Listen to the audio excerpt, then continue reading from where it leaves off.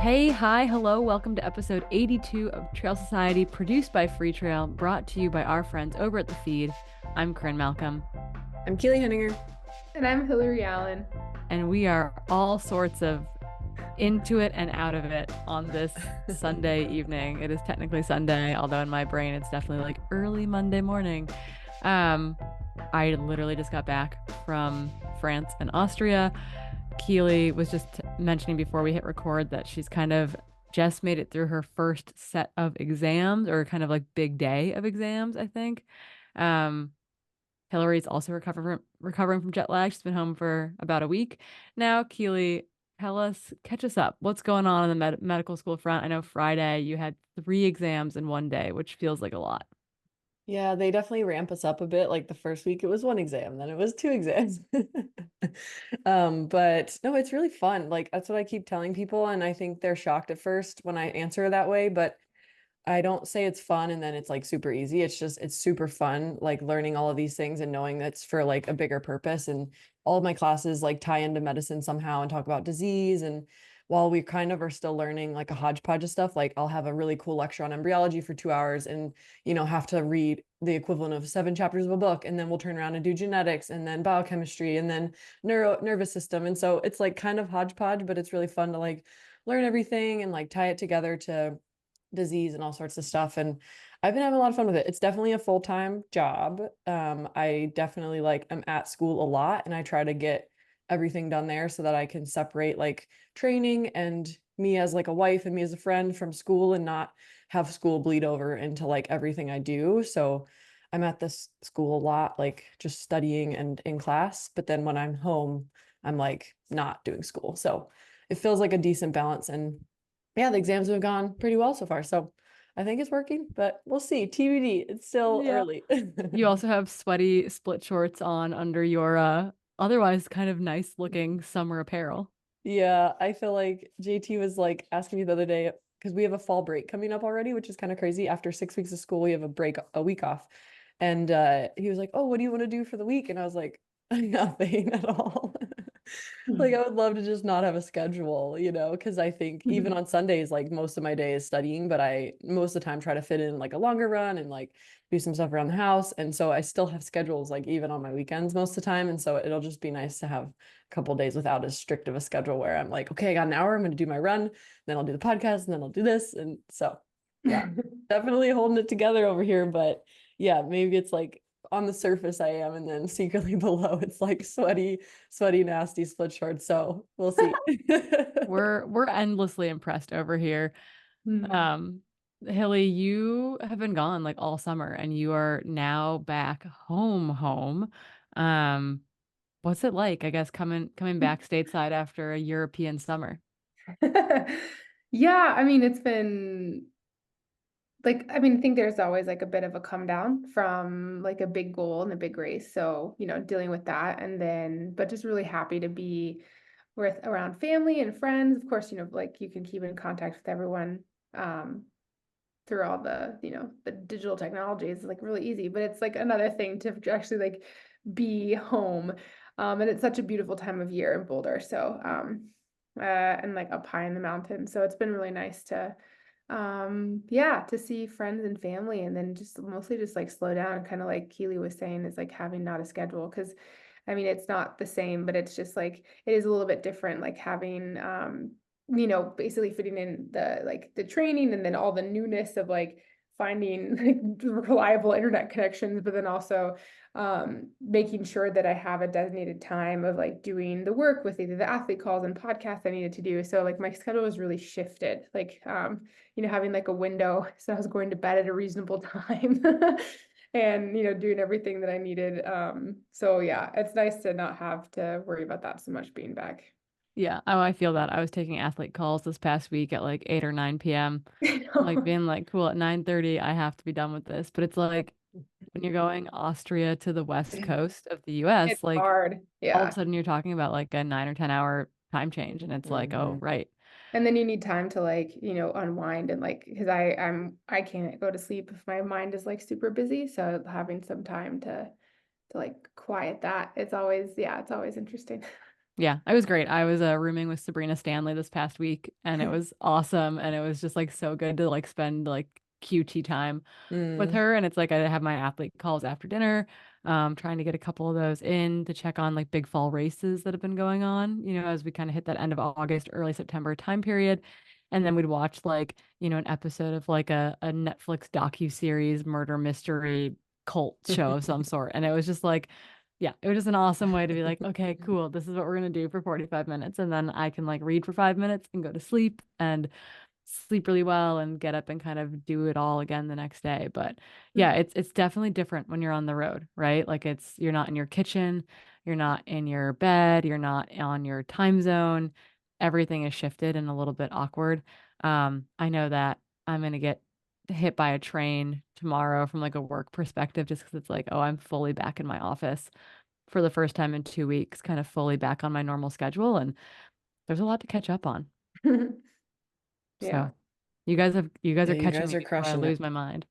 We're But all gonna lose our minds, so maybe it'll be an interesting episode. We'll see. yeah, That's it. collectively. The balanced Collectively. chaos. Yeah. Balanced chaos. That's our life. Yeah. Well, before we talk about what went down over in Europe, we got to give a shout out to our title sponsor. That is the folks over at The Feed.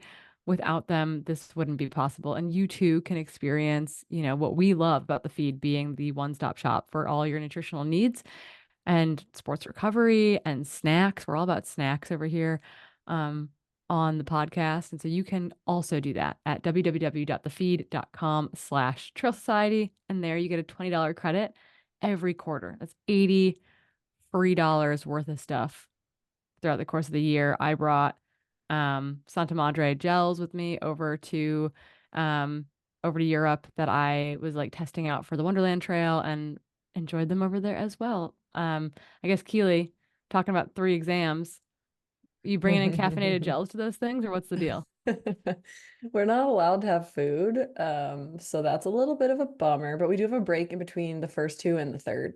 So that's good time to have a snack. I actually have a really cool locker right now. So they give us lockers because we're back to school and we're treated like high schoolers, which is amazing. And they even gave you like your own locker combination, so you had to memorize it. So I had to like, memorize a whole new 6-digit number. Anyways, I got this little hangy bag, and in the hangy bag, I have some salt tabs, and then I have a bunch of goo chews, and then I have the new Alpine Start like instant coffee and instant chai latte because we only have a Keurig and I don't really mess with Keurigs. And then also got what else did I get? Oh, picky oats. So I've got a whole array of like breakfast foods and snack foods so that if I like need to go for a run from there or I'm just like super hangry or need a snack in the middle of my exam day, we're good to go. I dig it. Hilly, I know that you were shipping stuff to Europe, but are there any snacks that you're particularly excited to get back to now that you're back in the US? The waffles. Oh my gosh, I'm so excited. No, I mean, I was quite surprised. Like there was a bunch of like everything that I normally use, I could use. I was able to ship. And so, but I didn't really like toasters aren't a big thing in Europe. So I didn't really use the waffles. I was normally using just nutrition for like the running itself. So yeah, that and then I just really like to be able to kind of like I actually just shipped a few things to the feed to like do some more branding because like on my pack it's like totally like just annihilated. So kind of like I ate too many snacks and stretched out my feed pack too much. So but yeah, I'm excited just to be back like near HQ so I can kind of pop over and say hey to all the amazing people that work over there. Yeah, truly, truly in your backyard. Well, yeah. So again, www.thefeed.com/Trail Society. That basically is our nutrition club, essentially. So go join it. You can get a cool water bottle. And again, that $20 every single quarter. Okay. Some news stuff to just like kind of tick through a little bit, just like some cool professional sports news, including in the WNBA and the National Women's Soccer League. I wanted to give a quick update on what we did on the ground with the Here for the Women's race stuff going on. We ended up bringing 700 shirts over to Europe with our printer Prezio and in English and in French, and we distributed them widely. We're getting tagged in all sorts of cool Instagram stories and videos right now of those shirts out on courses, out the gal who does the English commentary for Tour, for example, like wore her shirt and had everyone sign it when she was doing interviews pre-race because the Tour de Mm. Gent just kicked off today, actually this morning. So yeah, it's just been cool to see them out in the wild. We've raised a bunch more money. We've got our steering committee kind of the formation of it underway. We're gonna have our first meeting to kind of get that off the ground. They will be responsible for kind of making sure that the grant process goes smoothly and, picking future grant projects moving into 2025 and 2026. But yeah, I just want to give everyone a huge shout out who came and found us in Chamonix to get their hands on a shirt, or who burned through the online supply of them as well. We sold through a lot of the fabric that we had access to. So we're working on restocking right now, but just big, big kudos to everyone who's been supporting the project. We like have a nice nest egg that we are going to be able to utilize to give out a lot of money this year into 2025 for cool grant projects. So I just wanted to give big love to everyone who's been so supportive thus far. So cool to see that. So many Yeah. people were so Yeah. stoked. I think I got like 5 messages just of people saying like, I got the shirt. Mhm. It's Either like we online or in it. person. So fun. Yeah. There were women racing whose their entire crew was out in it. Yeah, I saw We that. we got a shirt to Caitlin Fielder in the OCC finish line. Like I like snuck my way into the OCC finish line and gave out the top 10. I gave out shirts to the top 10 women there. Caitlin Fielder like immediately threw it on and started running up and down the finishing like chute, high-fiving people in it, which was pretty epic. Um, she was out on course with Malin Osa and Courtney DeWalter in a shirt as well, which was pretty darn sick. So yeah. But the next thing on the news agenda, I saw Keely read it and her face lit up. It's a super simple little plug, Keely, but what is coming Looks to like your town, your city? yeah, it looks like Portland won the franchise bid for the WNBA pending an official confirmation from the league, but that's pretty cool. Yeah, it's a big deal. Clearly I'm out So of the loop, so I'm really banking on you guys to keep me in the loop for the next couple weeks while I figure out the swing of things. Like what is going on in the world? yeah, yeah. Well, Paralympics is just wrapping up. I was really bummed that there weren't like a bunch of Paralympians on my flight today because I connected through Paris. So that was a little devastating that I didn't get Mm-hmm. to like cheer on people in the airport. But the Paralympics just finished up as well. But another interesting tidbit of news that has come out in the last like week or so is from the National Women's Soccer League, and that is that they've come to a new collective bargaining agreement, which is a big deal. Because this is part of the way that women will get paid more fairly in the league. So what that means is that notably, the new collective bargaining agreement will cover the league when it comes to negotiating its new media deal in 2027. One that is expected to surpass the historic $240 million deal they secured last year. Without this collective bargaining agreement in place, in 2027, the players of the league would potentially miss out on things. And so this allows them to like hold out until the terms are met. I.e., if the league is making millions more, it would then like allow better conditions to come through this collective bargaining agreement, directly benefiting all the players. They've also done away with the draft in the league, which is I think one of the first major sports leagues to ever do away Hmm.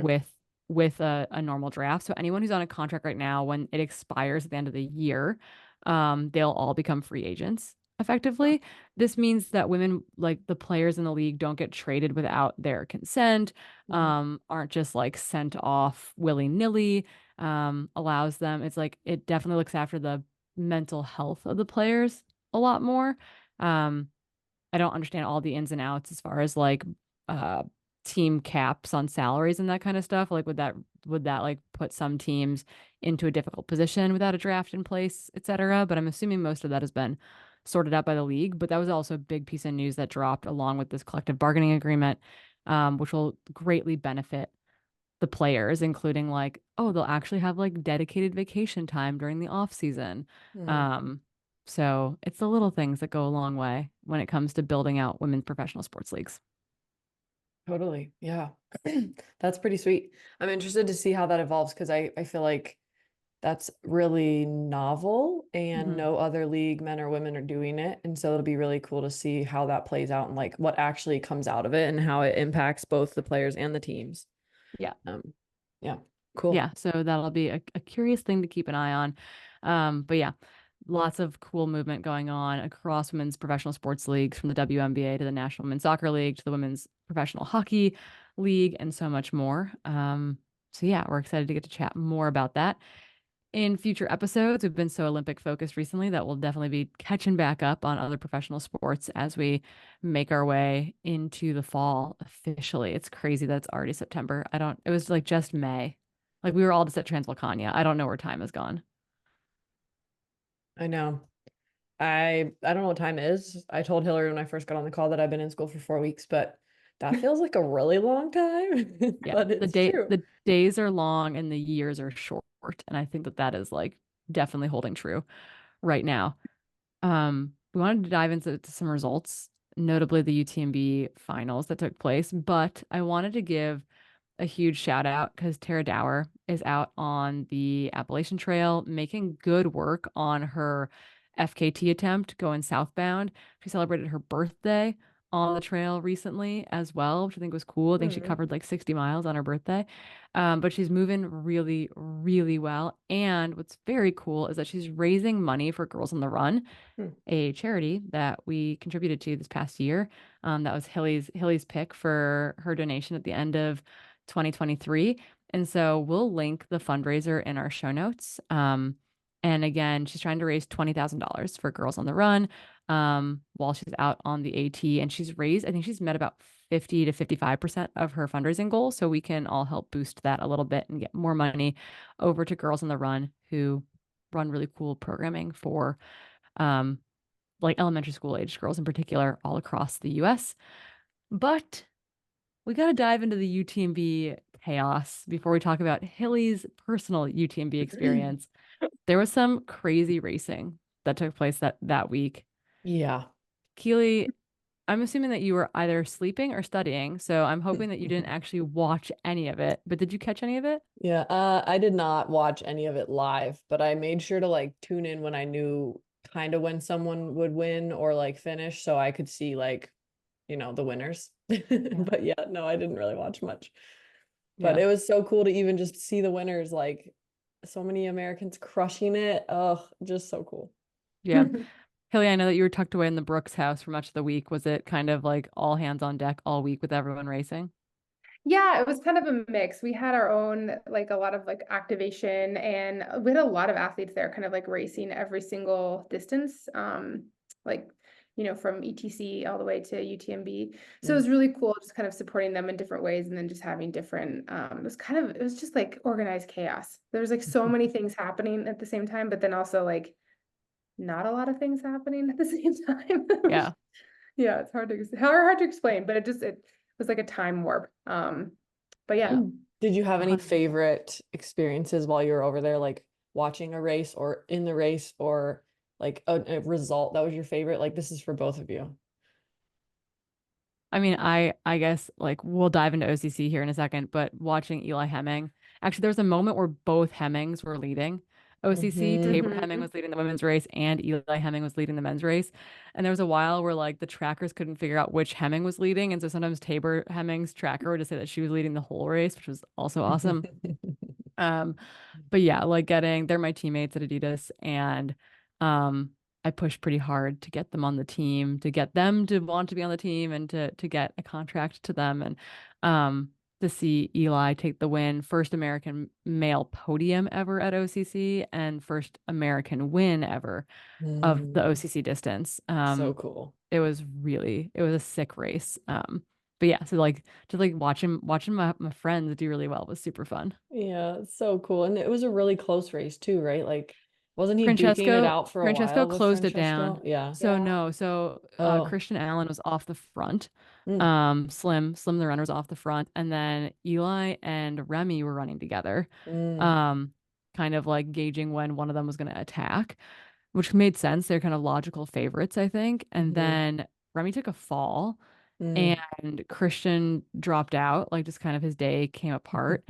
And so all of a sudden Eli was off the front by like 15 minutes. Whoa. And then Francesco has like one of the fastest ever splits from Argentière to the finish. Dang. Like up that final climb. And he took 7 minutes out of Eli on the climb. Whoa. Like, Crazy.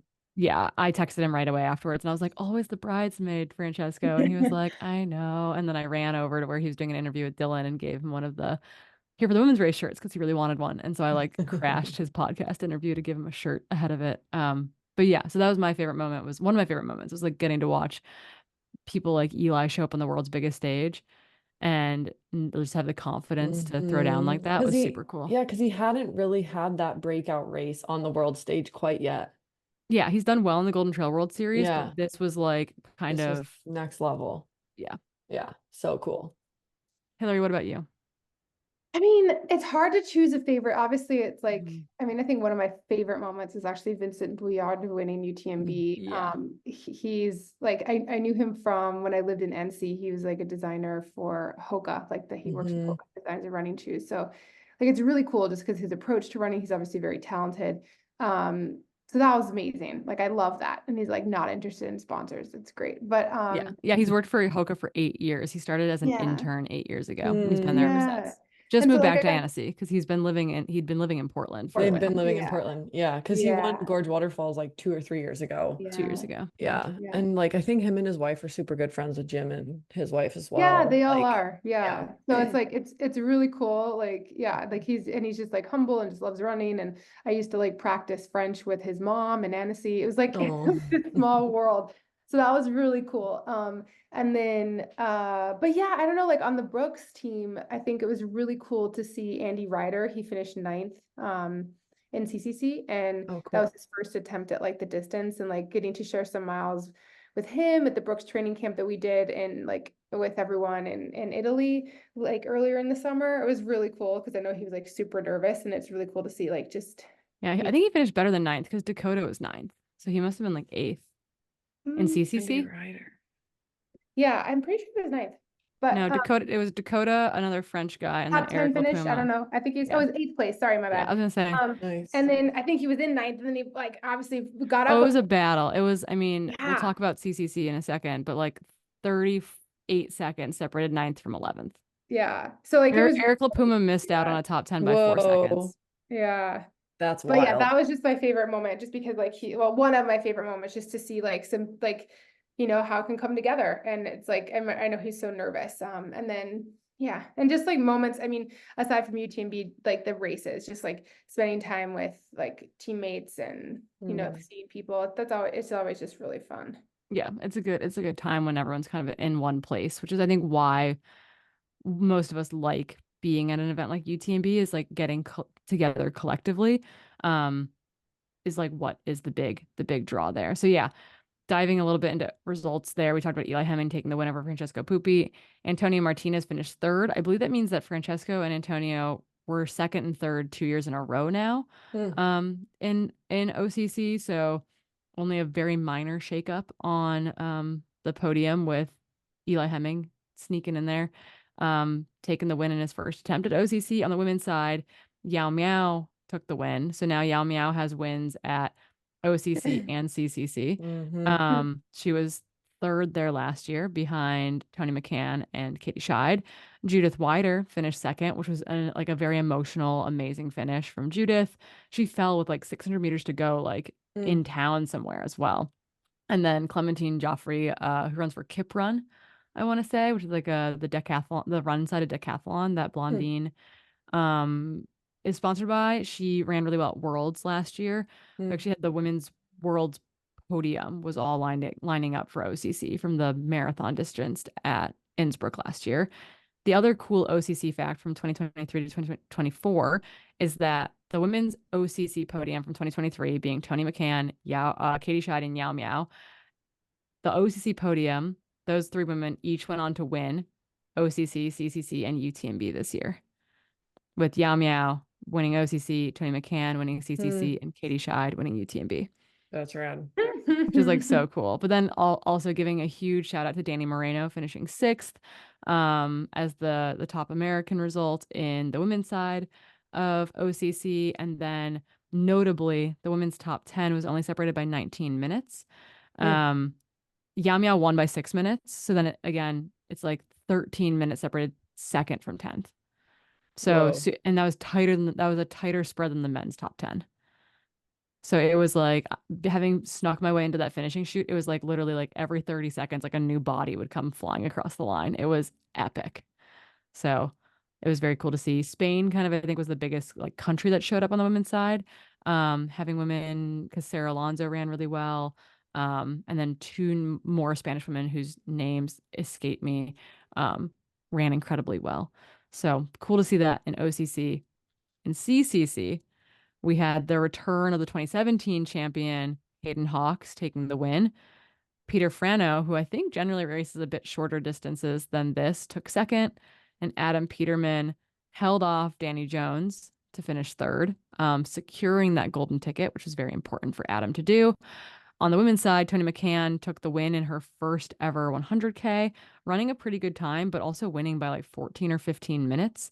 In the race, which was pretty crazy. A Polish athlete who was a former ballerina turned Ironman athlete, Martina Milanzarski, took second. And then Rosanna Butcher, who's German, runs for Dynafit, finished in third. Again, this was Hayden's second win, Tony's first 100K. Adam, like Peterman, racing back into shape in a big way after a sacral stress fracture. Heather Jackson held on for fifth. Yes, which was I was super so sick. impressed. Yeah, her making it from Valersine to the finish and holding on to that position was a big deal. Yeah, like she was jazzed. It's also just so cool to see the progress over only about 2 years of racing, where Black Canyons was super technical when we raced for her, and then now she just showed up at CCC. Like, that's so cool. Yeah, I think she was in the 20s last year at OCC, for example. Like I think she was 20 something or 20th. Also in the top 10 from the American perspective was Lottie Brinks in ninth, which was super cool to see. She's had an outstanding year. And then Emily Swan Avis gets her second top 10 finish in 2 years. Dakota Jones finished ninth. Again, Eric LaPuma finished 11th by 4 seconds. He and the guy who finished 10th, they did the entire climb to La Flagère together, all the way to the finish line. And the French guy like took him in the final 200 meters. And so I told Eric that he's got to go home and do 200s now because we can't lose a sprint finish. But yeah, just like really cool racing by the Americans.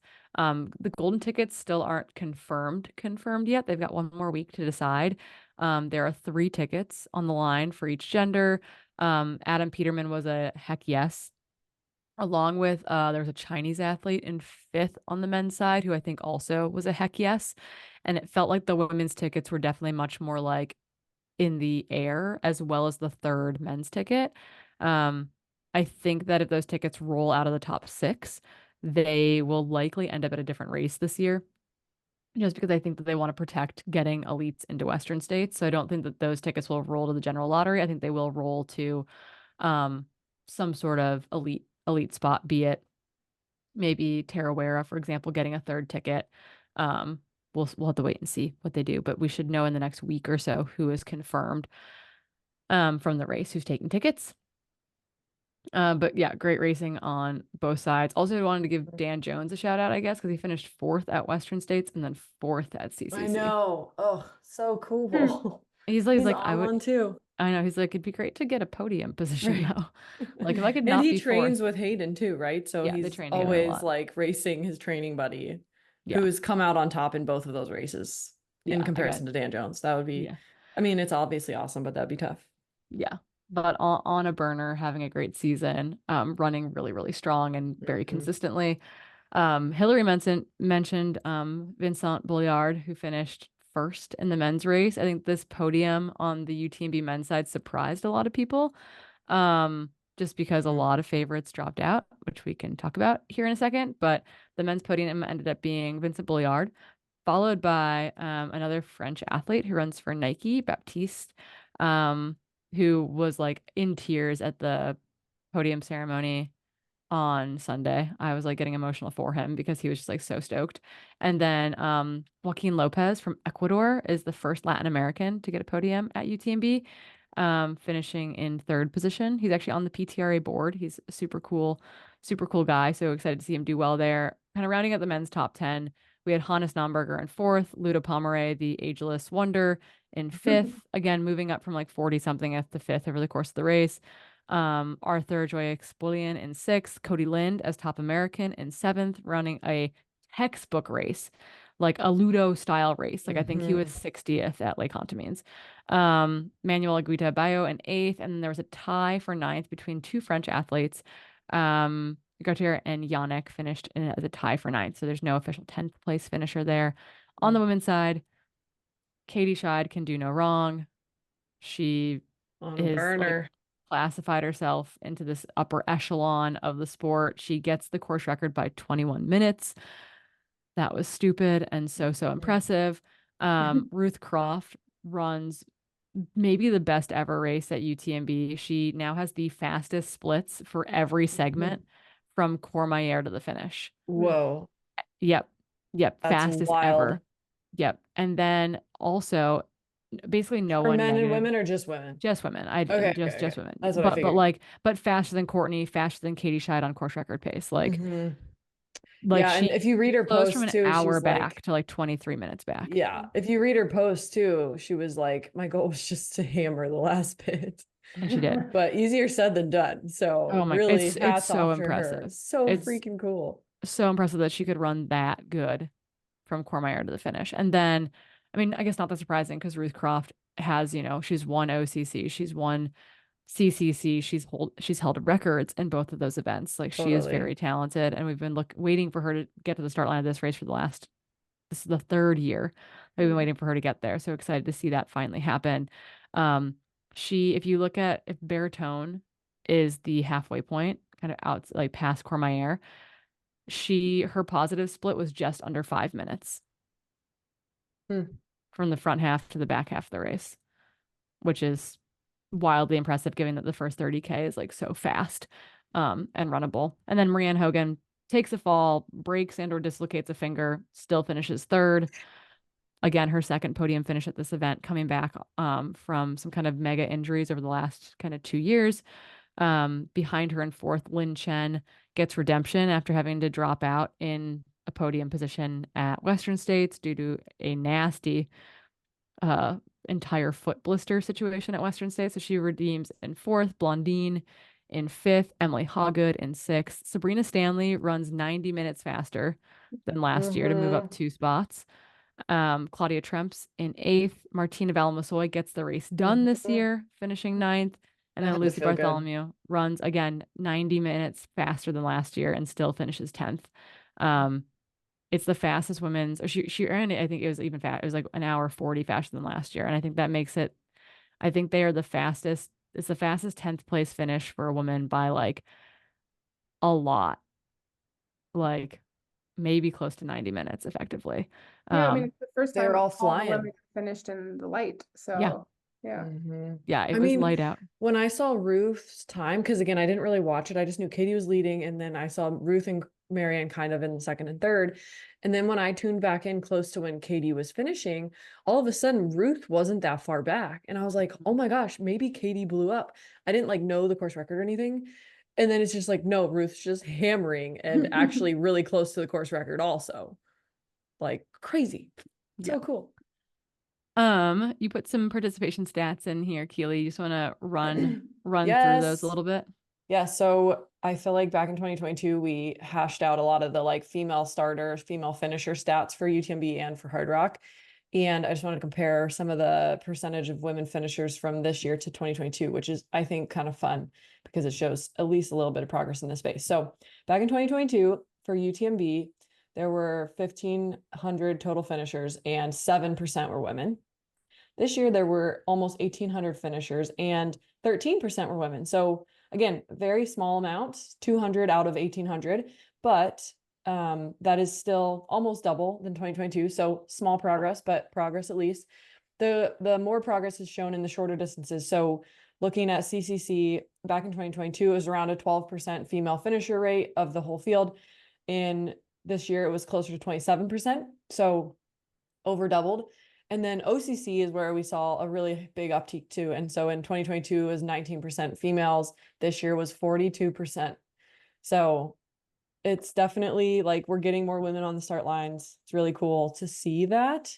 Now how that breaks down based off of, ethnicity and like, socioeconomic status and all sorts of stuff is beyond the scope of this analysis because they don't give us that info. But it's progress at least. in Yeah, and I'd be starts. curious too to look at like starting field percentages as well. Hmm. And understanding kind of like as the distance gets shorter, we do know that those starting percentages go up, but like what is the percent of female finishing compared to men's finishing as well? I'd be kind of curious Hmm. to dive into that in a future episode. But yeah, it's kind of cool to see those numbers continuing to creep up. If that means that we've got more women on the start line, maybe, but we definitely have more women finishing, and that's the Hmm. big deal. Totally. Yeah. And their new platform doesn't make it that easy to figure out the start numbers, but I Yeah. will dig into it.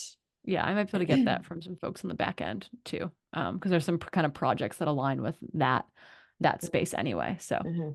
we'll get the stats for everyone.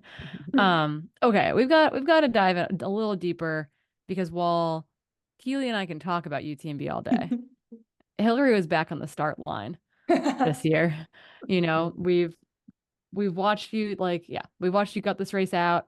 We've made attempts at different distances here. We've finished different distances here. It's definitely a race that becomes kind of like the big A goal for many of us year over year. Sometimes things go to plan, sometimes things don't.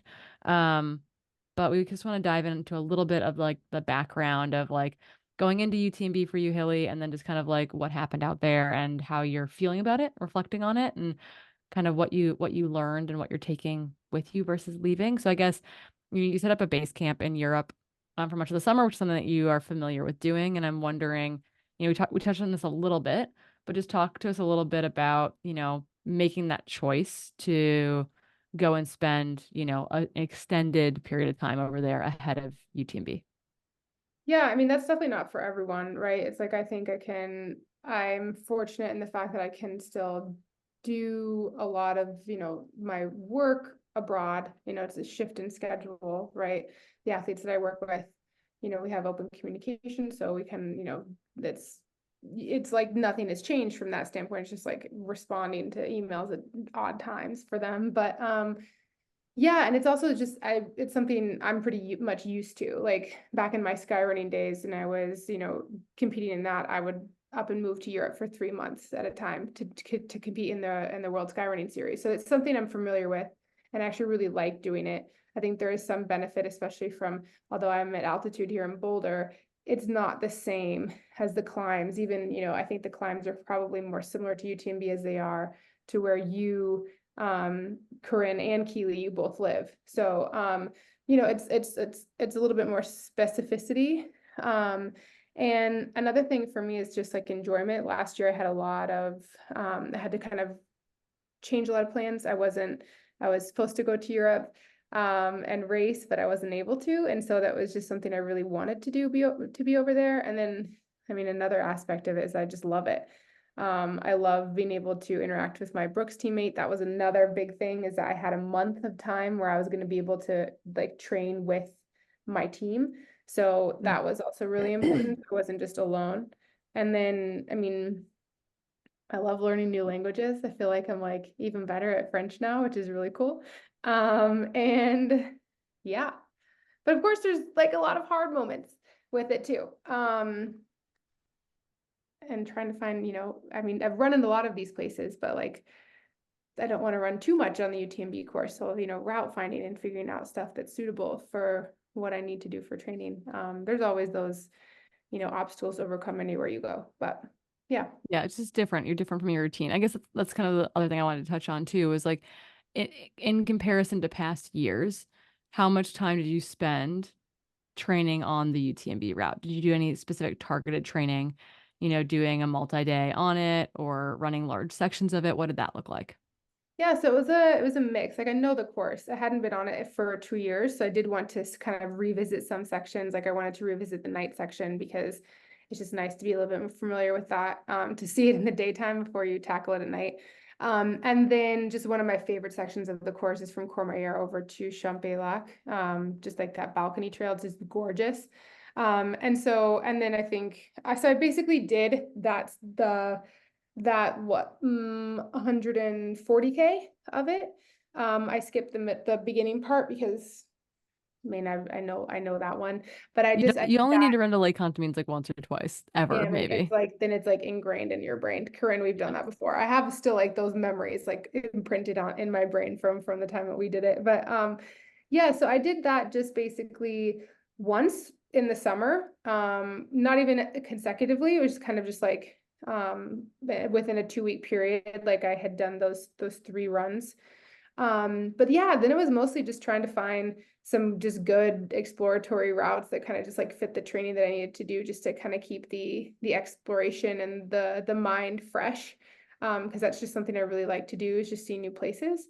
So I think it was a pretty good balance. I definitely went into this not wanting to like overdo and be sick of the trails. Um, yeah. Yeah, that's important. I think it's one thing to kind of know what's coming. It's another thing to like Yeah. spend weeks running the big loop over and over again. Um, you know, we've I was out there when you gutted it out last time around. Yeah. I'm just kind of wondering how your mindset changed or was kind of put together going into this year's race, having had that experience already. Yeah. So this year, like any other year, UTMB is always just very stacked. Oh, the And women's field was especially stacked. Probably oh one yeah, of the best start lists I've ever seen for the 170K at UTMB. yeah, I Mm-hmm. know. Like, and Yeah. I've been going to this race for spectating and like then participating for years, and it was just like Mm-hmm. incredible how deep Like this field 60 was. deep or something. I mean, Yeah, yeah. Sabrina Stanley was ranked 57th Oh on yeah, that list, and she I finished in the know. top 10 last year. Yeah, Like it yeah, was a very good start list. yeah. Mhm. It's like it's kind of insane to even say that, but like, it's true. And so, I knew that it was, like there's kind of no room for error. And I think now it's an exciting time for ultra running because yeah, like it's the final. Like there's a lot of amazing athletes there, like 30, 40, like, well, I mean, in this case, like 60 that could all potentially place within the top 10, like if they have a good day. And so I set myself up for success, like felt really, really prepared. I feel like it's actually like I was gaining a lot of confidence back from my ankle. I felt like I had gained some running momentum for the first time since last year in June. So I felt really good. But then my day played out a little bit differently. But I think going into the race, I was in more of a performance mindset because I mean, it's, like I said, it's the final. And I mean, yeah, I mean, it was more of just, okay, I know I'm capable of this time. Like this is what I wanted to accomplish. Um, Yeah, and you weren't out there just to complete the circuit. You were out there to like to run a goal. And I think that is completely I mean, that is very common in that field, right? I think Lucy felt that way about her run last year there. I think that it's very normal to be like, I've completed it once. I've got a performance goal now here. yeah, and Mm-hmm. it's kind of it's different, and there's a lot of high pressure in this situation. Like I said, unless things go, perfectly, like relatively perfectly, right? I mean, there's always problems to solve in ultras, but you kind of have to have a pretty solid and like execute a day very well in order to kind of achieve these time goals. And it was kind of clear from the get-go that was maybe not going to happen for me. And I think we can get into this too, but Well, it's let's just get like, into it. Yeah, let's yeah. do it. We're just beating around the bush. Like I'm waiting. I haven't heard about any of this yet. So tell us. Okay. Well, ultimately, basically, we'll talk about specifics, but just like ultimately, there came a point where I knew I wasn't really hitting my goals, and I did not want to suffer for the sake of suffering. I didn't want to put myself in a position to potentially be injured, but more importantly, to be burnt out because I had spent, the whole summer in Europe with the goal of running UTMB and racing UTMB, and I understand, it's not always guaranteed to run a certain time, but I felt like I was prepared to do that. And when that wasn't happening, I didn't want to put myself in a position to hate running at the end of the day. And I didn't really see a point to suffer for the sake of suffering when I had a different performance goal on the docket for that day. Um, and maybe there's some other things out of my control that kind of contributed to this, but, I think it's easy to like kind of feel, at first I was like, oh man, like I should just gut it out. Like, it's just like, am I weak for not like wanting to do it? But I know myself pretty well, and I've been in these situations a long time, and I was confident, that it wasn't my day. And so just Was there pulling the anything plug. in particular that happened that made you get off the Yeah, I was handle like, or was it bad from Lazouche, yeah, or like I'm what, tell us yeah, about like, it's so vague. yeah, let's get into the Well, nitty I gritty. think these things can be vague. It's like, Hmm. starting like have you ever had a run where you feel flat? Like, it's Totally. kind of like one of those days where it's like Hmm. you're like, okay, like yeah, I can like this can be better. I can like get into it, right? Because you start at night. It's always like I felt actually pretty good because I saw Corinne at Notre Dame de la Gorge where it was like the runnable section was over. She gave me a slap on the ass. It's like, this is your course. And I'm like, yeah, the runnable section's done. Yay. But like I was actually having like a pretty good time. Like my stomach was, I was like executing my plan. My stomach was relatively fine because in the past I've had some GI distress like later in the evening, like bad GI distress. But it was just kind of like this slow thing of just like not feeling peppy, not feeling great, just kind of feeling flat. And then the stomach issues kind of started to develop out of Courmayeur. And then it just got kind of, yeah, just slowing way down on that section into La Folie. I think that's interesting. I definitely remember like my Notre Dame de la Gorge in 2019, where I saw you, was very different than your Notre Dame de la Gorge, where I was like, Hillary, I've already been vomiting, and you're like, you're fine, just keep going, it's okay. Like, and I was like, I've been puking, yeah. Which is kind of the state I saw Abby Hall in, actually, because she had taken a fall, and you Mm, could just tell how like she was like anxious about it, and like I'm it sure. had really shook her up. And so I saw you, and I was like, yeah, like you're heading into the night. You're heading into like the section that like this is so your section. Like just go move through the night and like get to Courmayeur. And so it seems like things, while maybe didn't feel perfect from the start, felt okay through Courmayeur. Mhm. Like you felt like you were moving fine through there. Like that wasn't a big, because that can be a big mental ask. Like getting to Courmayeur and out of Courmayeur Yeah. is where a lot of people's days end, but it seems Mm. like you got to Courmayeur in a like in a good place, like physically and mentally. Mm. Yeah, and that was kind of different in years past. I know I passed like Abby and Tara and Probably Helen. Helen. Yeah. Yeah, in the night, and I think they're all having some bad days, or just like some low moments, right? And then yeah, I kind of got there just did my thing because last time I had spent way too long in Courmayeur because I just Oh, it's easy to get trapped there. yeah, I was not like keeping food down. Um, but yeah, and then getting out of Courmayeur was okay. And then I think quickly actually on that climb, I was like, oh boy, like something's not right. And that was just where I felt like legs were kind of like molasses and just like so just trying to kind of problem solve and like move through it. But then that's kind of where more of the GI distress and like the nausea kind of kicked in. For Lee, it was just a weird time because normally I haven't had that at that point in the morning. Like normally Mm. have the sunrise and you're like, oh, I feel great. How was your fueling till that point? Yeah, actually, it was pretty good. Like through the night, I kind of had a different strategy. Well, not different, but a strategy to, I didn't want to overly use caffeine because I knew it was going to be really hot. So I wasn't Hmm. trying to use caffeine until I felt like I needed it if I felt sleepy. So that started maybe around 3 a.m. But the rest of it, I was kind of alternating between bars and this Victus gel that I really like. It says 40 grams of carbs. Um, and then, yeah, like a bar that has a little bit of protein, so it could help with kind of like wakefulness and things like that. And then obviously my electrolytes and water, but it was actually working pretty well. Um, yeah, It sounds like it was working well until it wasn't working well, Mm-hmm. yeah, essentially. yeah. So Interesting. that is kind of, yeah, that's kind of the, I don't know. Hmm. So I guess like How long did you troubleshoot for? How what? How long did you troubleshoot for? Like how much longer did you make it? I don't know any of this, so I'm just Oh, so eager to all the way hear. to La Folie. So that was like Okay. 50K later. Mm. yeah, so you made it up over the Grand Col Ferret, and you made it down the downhill half marathon effectively to La Folie, and you're like, you know what? I'm not going to Champex. Screw that place. I'm not doing the UTMB 80 miler, which is a No. classic.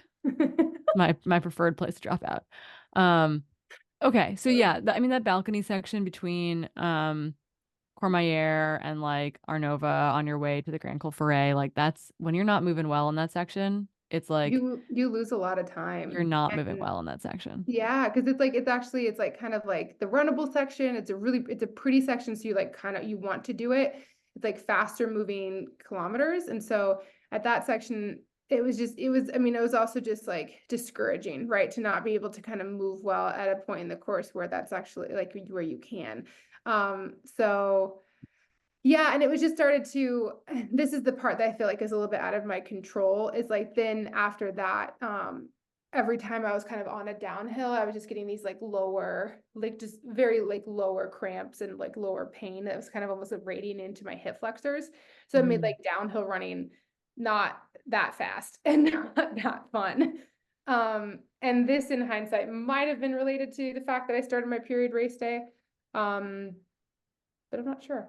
That'll do it for sure. I guess kind of reflecting on your day, both like during the race and then kind of since your race's conclusion at La Folie, like what are you most proud of as far as like what are you taking away from a positive light? I'm really taking away, like I'm such a process driven athlete. Like I've been through so much that I definitely understand that running is not a guarantee, even like any start line. So I'm really pleased that I was able to string together a really good training block and feel really prepared and fit at the start line of UTMB, even if it wasn't like the race that I had envisioned, because it's been, a solid year and a half of me trying to get back my running confidence. So that I'm really proud of. Yeah.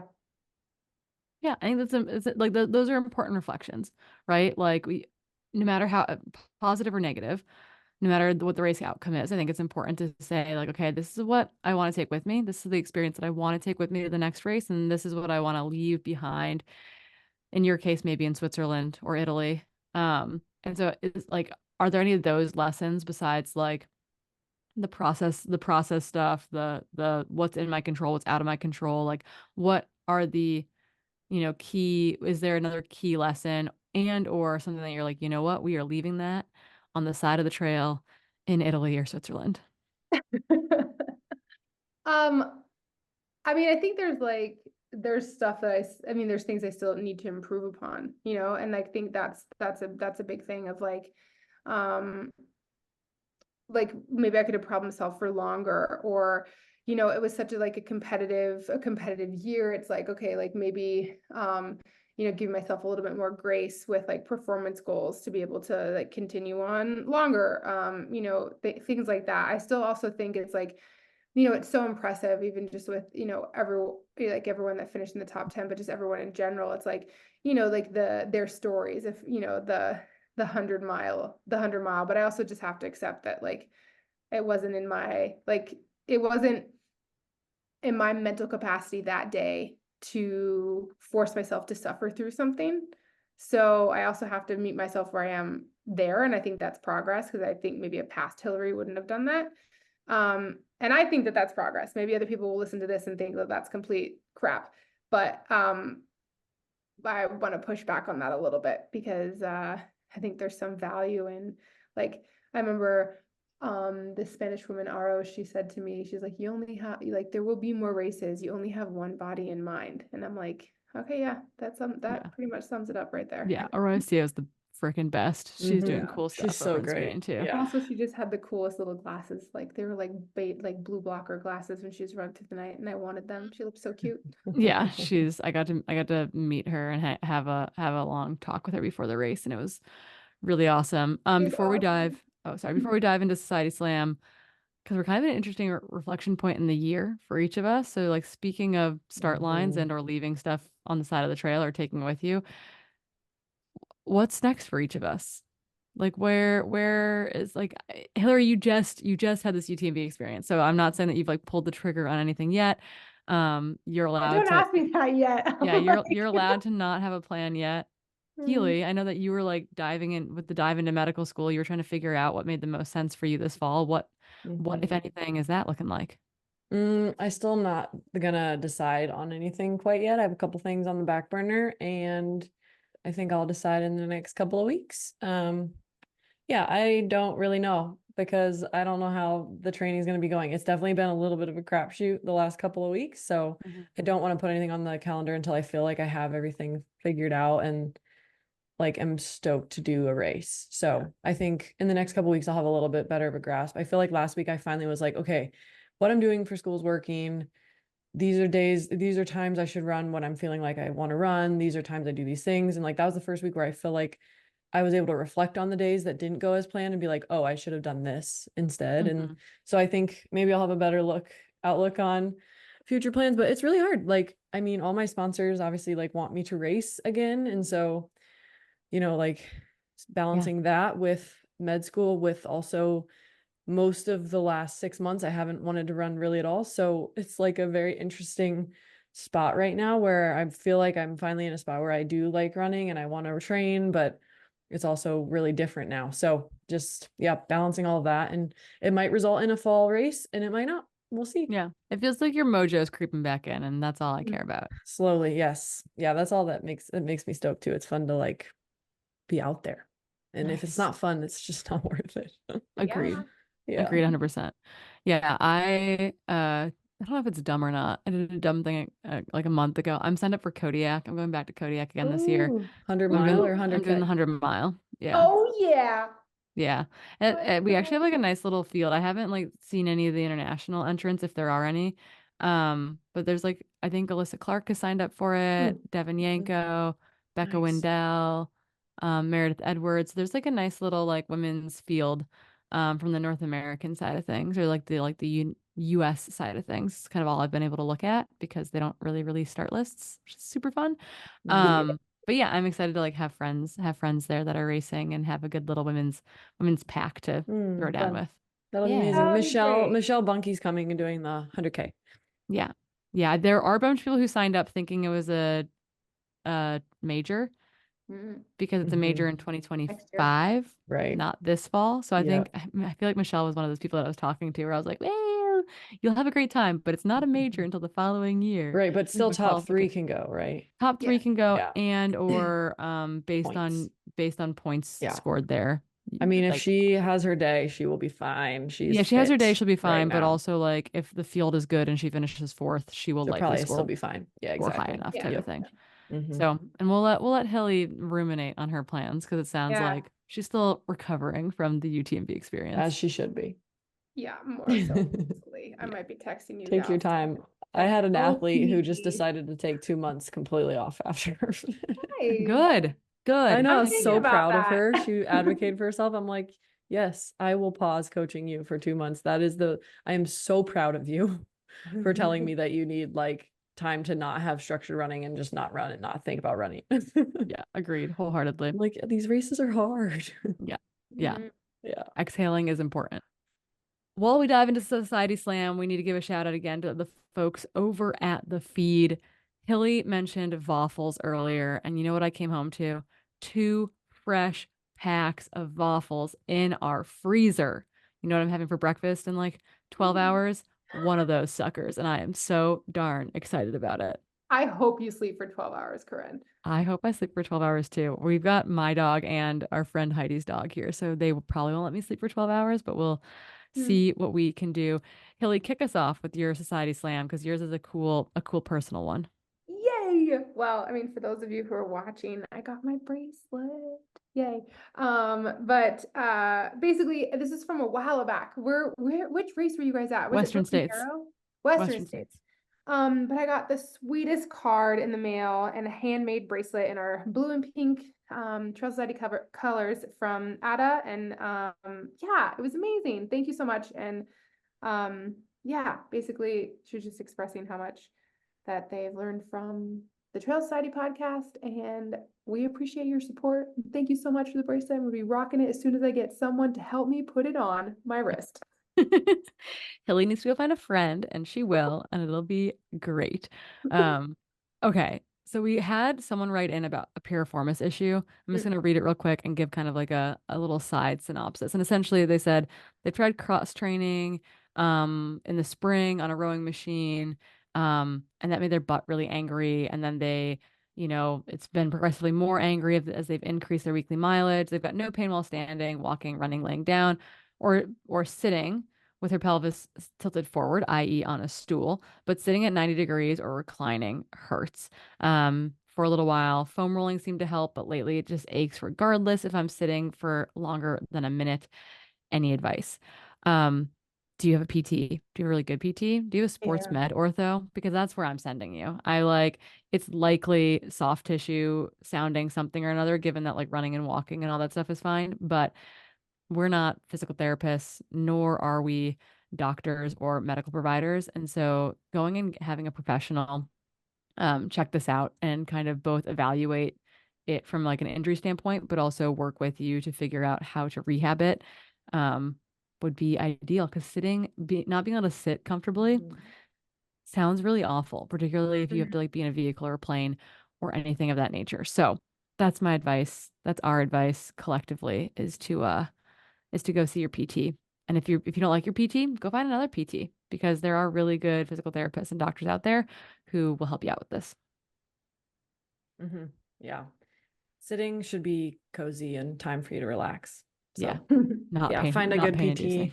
Yeah. And if you need advice, like if you need a PT that can do remote stuff, reach out to Corinne and I. We have a couple contacts. So Yeah, yeah. Or just even like if reach out, slide back into that DM and if we know where you're based, we might also know people in that area potentially. True. Yeah. Sweet. Okay, I got a shorty. So this one I paraphrased it a little bit. They said, "Hey there, love the pod." Obviously, thank you. They said outside of training, so not including training runs or anything like that. What does your hydration look like? What does your sodium look like? Does it change in summer versus winter? And as you guys are both drink mongers, and I feel like I also want to be a drink monger, I'm not on your guys' level. Thought this would be a fun one to answer.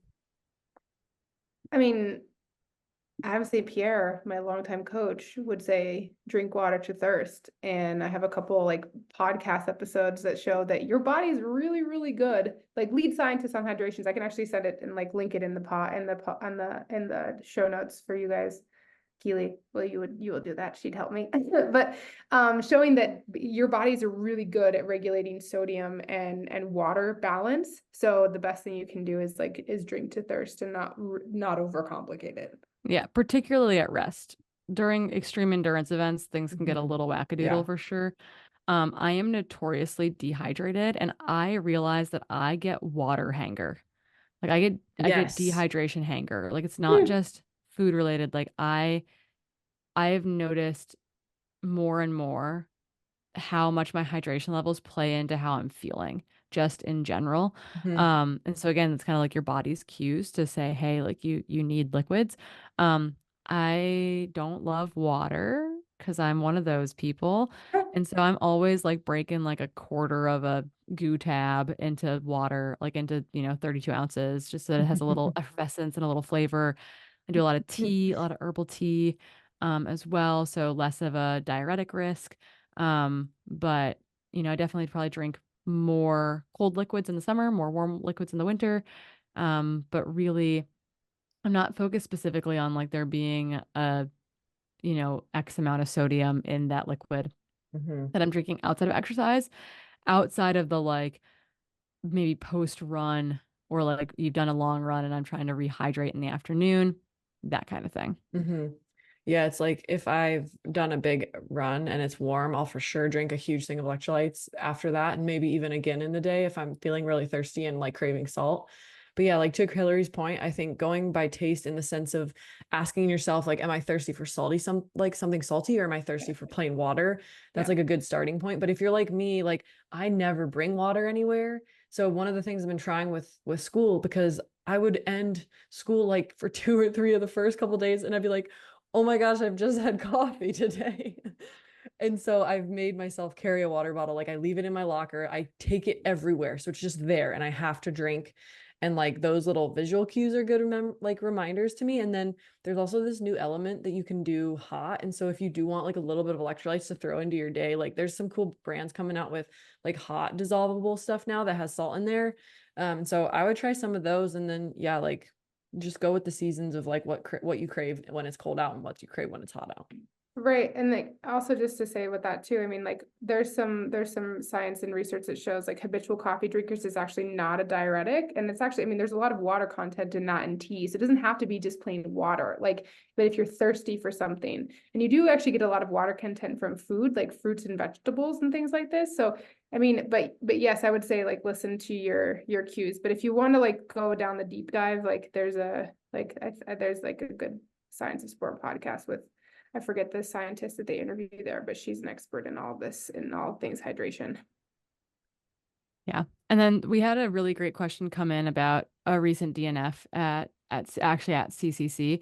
And we want to have a larger conversation around it. So we're probably going to add it to the news next episode, or kind of one of our topics in the next episode or two, because it's a really important topic, kind of that death before, or like that, like we're not a death before DNF organization is how I'd phrase it. So we want to spend some more time touching on coping with DNFs and kind of processing that, but definitely like giving you a big virtual hug and squeeze if that was your race experience there.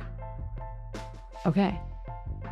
Well, if you've been listening to this on a long run, this is your time to eat a gel warning. If you haven't fueled yet, you're behind. And I think on that note, we're going to let you guys get back to your run or your drive or wherever you're listening to us, and we will catch you next time or out on the trail.